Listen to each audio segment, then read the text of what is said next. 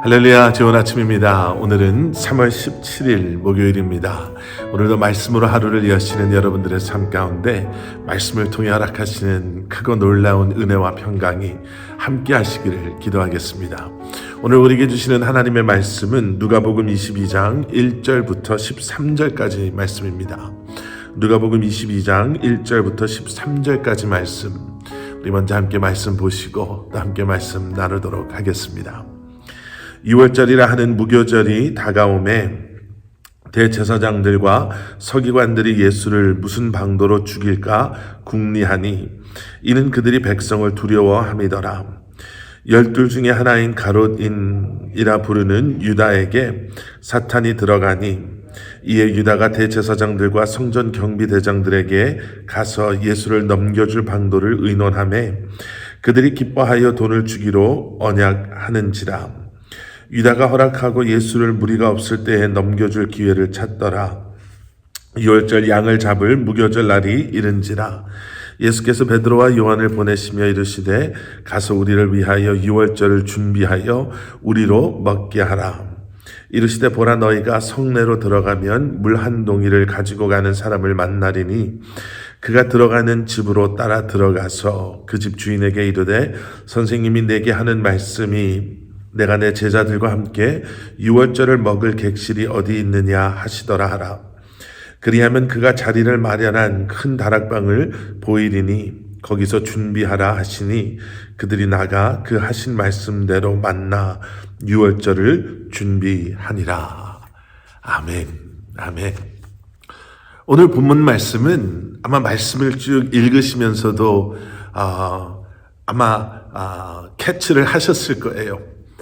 내용상 우리가 너무나도 잘 아는 유다의 예수님을 배반하기로 마음을 먹는 그러한 내용의 앞부분 1절부터 6절까지의 말씀과 그리고 6월절의 만찬을 준비하시는 뒷부분 7절부터 13절까지의 말씀으로 이렇게 나누어집니다. 얼핏 보면 전혀 상관이 없는 두 가지의 사건을 다루고 있는 것처럼 보이지만 오늘 함께 말씀을 통해서 이 두 사건이 어떻게 연결이 되고 그리고 또 이 말씀을 통해서 우리에게 주시는 말씀은 과연 무엇인지 함께 나누기를 원합니다. 오늘 본문 말씀의 시작은 6월절이다 라는 시간적인 배경과 함께 2절 말씀, 대제사장들과 서기관들이 예수를 무슨 방도로 죽일까 궁리하였다라는 소개로 시작이 됩니다. 예수님께서 예루살렘에 입성하신 후에도 그리고 수많은 사람들이 그러한 예수님을 따르고 있는 이 순간에도 대제사장과 서기관들은 그러한 예수님 때문에 자신들의 위치와 특권이 자신들이 그동안 누려왔던 것들이 사라져버릴까 염려하며 예수님을 해하려고 하고 있죠. 다시 오늘 본문 말씀으로 돌아가서 보시면 이제 6월절이 얼마 남지 않았다라고 소개합니다. 아마 예루살렘은 그 6월절을 지키기 위해서 이미 모여드는 사람들, 그리고 출애굽의 사건을 통해서 이스라엘을 구원해 주신 하나님을 기억하고 기념하는 이스라엘의 3대 절기 가운데 하나인 이 6월절을 준비하는 사람들의 그러한 흥분된 목소리 그리고 그들의 분주한 움직임 속에 아마 예루살렘이 북적북적 했었을 것입니다. 그런데 그러한 상황 속에서도 그들과 함께 6월절을 준비하며 또 그 6월절을 통해 보여주셨던 하나님의 사랑과 신실하심을, 그 구원하심을 누리지 못하는 사람들이 있었는데 그들이 바로 이러한 종교 지도자들이었다라는 겁니다. 여러분, 이 상황을 한번 생각해 보시면요, 얼마나 우스꽝스러운지 모릅니다. 6월절이라는 그 구원을 기억하고 기념하며 하나님 앞에 감사하는 마음으로 나아가는 그때에 구원자로 이 땅에 오신 예수 그리스도를 종교 지도자들은 죽이려고 모이를 꾀하고 있었다라는 것. 하나님의 말씀을 가르치고 예배를 인도하며 하나님의 택함 받은 그러한 종교 지도자들로서 그러한 부르심과 소명 가운데 살아야 하는 대제사장과 서기관들, 그 외 다른 종교 지도자들이 하나님을 두려워하는 것이 아니라 사람들을 두려워함으로 자신들의 마음을 숨기고 자신들의 욕심 그리고 자신들이 원하는 그러한 일들을 꾀하고 있다는 것 자체가 얼마나 어리석고 얼마나 우스꽝스러운지 모르는 그러한 장면인 것이지요. 그런데 그때의 그러한 상황 속에 가룟 유다가 등장하게 됩니다. 3절 말씀 12 중에 하나인 가룟인이라 부르는 유다에게 사탄이 들어가니 이에 유다가 대제사장들과 성전 경비대장들에게 가서 예수를 넘겨줄 방도를 의논하매. 예수님께서 택하신 제자들 가운데 한 사람인 유다가요, 그동안 3년여를 예수님을 쫓아다니며 가장 앞자리에서 예수님의 말씀을 듣고 가르치심을 듣고 예수님께서 행하셨던 수많은 기적을 목격했던 가룟 유다가 오늘 성경 말씀에 의하면요, 그의 마음에 들어간 사탄의 유혹에 넘어가고 맙니다. 여러분, 잠언 4장 23절의 말씀을 보면 이런 말씀이 있죠. 무릇 지킬 만한 것보다 더욱 내 마음을 지키라. 내 마음을 지키라. 생명의 근원이 이에서 남이니라.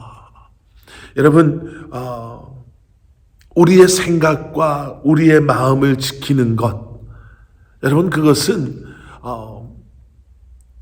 부르심 가운데 매일매일 예수 그리스도의 제자로 하나님의 백성들로 이 땅에서 살아가는 우리에게는 너무나도 중요한 그러한 영적 전쟁임을 우리는 기억해야 할 줄 믿습니다. 오늘도 이렇게 말씀으로 하루를 시작하시는 여러분들의 삶 가운데 여러분, 이렇게 말씀이 채워짐으로 말미암아 우리의 마음이, 우리의 생각이 세상의 그 어떠한 소리와 잡음과 어떠한 유혹이 아닌 하나님의 진리의 말씀으로 채워지고 우리가 그 말씀 앞에 나아간다는 것이 여러분, 아무것도 아닌 것처럼 보이지만 이것이 바로 영적 전쟁 가운데 살아가는 우리의 너무나도 중요하고 소중한 모습이죠. 여러분, 많이 들어보셨을 겁니다. 우리의 생각의 중요함에 대해서 이야기하면서 이런 이야기들 하죠. 우리의 생각이, 우리의 마음이 우리의 말로 표현되어지고 우리의 말은 우리의 행동이 되어지고 우리의 행동은 결국에는 우리의 습관이 되고 그 습관이 결국에는 우리의 인생의 방향을 좌우하게 됩니다. 여러분, 아무것도 아닌 것 같지만 그 생각이 결국에는 우리의 인생을 좌우하게 되는 것, 세상의 소리 그리고 세상의 것으로 채워지는 그러한 우리의 생각과 마음이 아니라 다시 한번 진리의 말씀으로, 생명의 말씀으로 채워짐으로 말미암아 어떠한 유혹에서도 흔들리지 아니하고 우리가 나아가야 할 바를 분별해 알며 믿음의 결단함으로 하루하루 주님과 동행하며 우리가 나아가야 할 그곳을 향해 우리가 살아내야 할 그 삶을, 그 부르심에 순종하며 살아가는 저와 여러분들 되시기를 주님의 이름으로 간절히 축원합니다. 자, 그리고 나서 뒷부분의 말씀은요, 이제 6월절의 만찬을 준비하는 그러한 모습이 소개가 됩니다. 오늘 이 말씀을 읽다 보면 누가복음 19장에서 저희가 이미 봤던 예루살렘에 입성하시기 전에 예수님께서 묶여있는 어린 나귀를 데리고 오라 라고 말씀하시는 그 장면과 오늘 이 말씀이 너무나도 똑같다, 비슷하다라는 것을 느끼게 됐죠. 예수님께서 예수님의 제자 베드로와 요한을 보내십니다. 그리고 예수님께서 뭐라고 말씀하시냐면요, 우리도 이제 6월절을 준비해야 되는데 너희가 성내로 들어가라.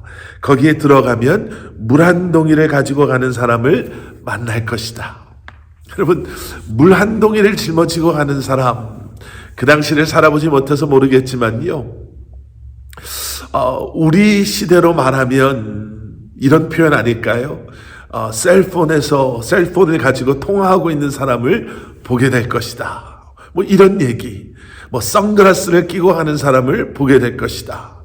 어떻게 보면 이해하기 쉬운 그러한 인스트럭션을 주셨다라고서 생각할 수 있겠지만, 또 어떻게 보면 아니 이렇게 좀 분명하지 않은 인스트럭션을 가지고 지금 유월절 때문에 분주한 그 성 안에서 과연 그 사람을 만날 수 있을까라는 생각이 드는 그러한 말씀입니다. 그런데 예수님의 제자들은 성내에 들어가서 예수님께서 말씀하신 그 사람을 만나죠. 그리고 그 사람과 함께 그 집주인, 그 사람의 집으로 그가 따라 들어갑니다. 그리고 말씀하신 대로 유월절을 먹을 객실을 그곳에서 찾게 되지요. 여러분, 예수님께서 말씀하시는 것, 제자들이 예수님께서 말씀하시는 것을 그 집주인에게 말하는 것도 참 재미있습니다. 혹시 우리가 유월절을 먹을 객실이 있으십니까? 라고 질문하는 게 아니에요. 내가 내 제자들과 함께 유월절을 먹을 객실이 어디 있습니까? 라고 물어보시죠. 예, 우리는 이러한 말씀들을 통해서 다시 한번 누가복음 19장에서 어린 나귀를 풀어오라, 그리고 그 나귀를 풀어오는 사건과 함께 이 사건을 통해서 우리에게 보여주시는 중요한 메시지를 발견하게 됩니다. 그것은 무엇이냐면 이 모든 것이 하나님의 계획하심 가운데 지금 이루어져 가고 있고 완성되어져 가고 있다라는 것이죠.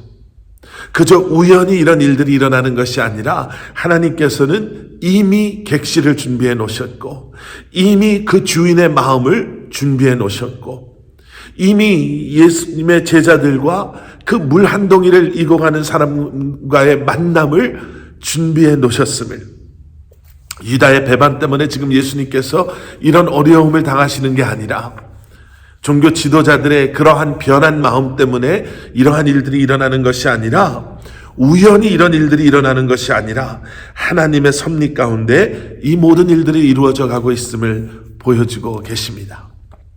여러분, 우리의 삶도 마찬가지죠.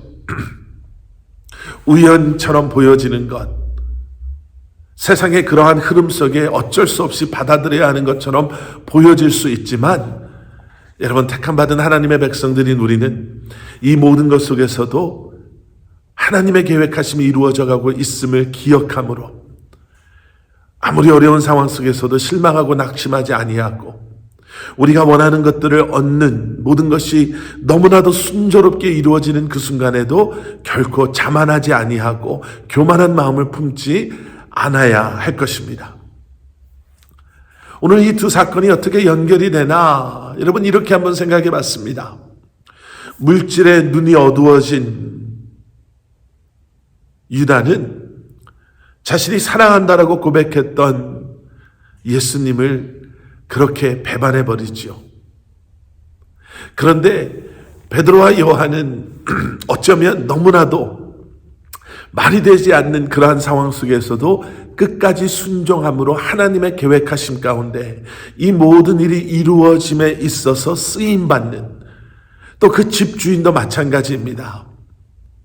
자신의 그러한 소유를 희생함으로 말미암아 충분히, 아니요, 지금은 너무나 많은 사람들이 이러한 자리를 찾고 있어서 내가 이렇게 내주면 내게 손해가 너무나 막심합니다.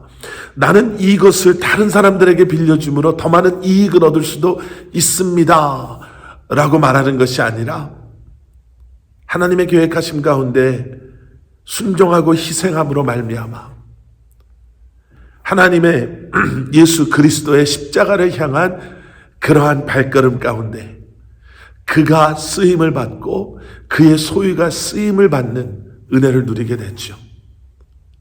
여러분, 오늘도 순종하심으로 주님의 역사하심 가운데 쓰임받는 저와 여러분들이 되기를 소원합니다.